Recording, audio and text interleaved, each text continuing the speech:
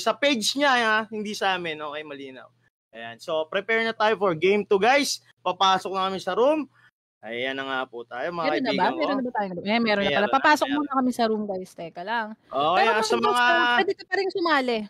Sa mga hindi pa, hindi po pinalad, ay, baka ito na yung pagkakataon nyo. Ayan na. Game 2, mga kaibigan.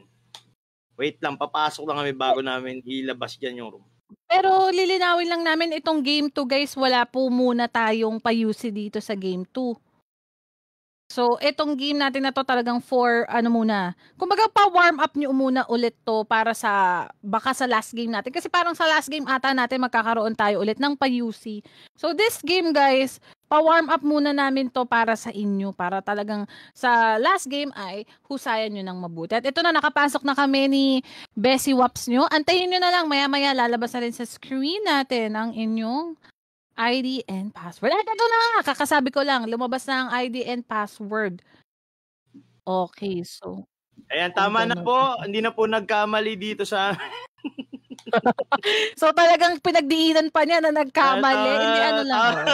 Tama na po yan. So, pasukan na kayo dyan. Good luck.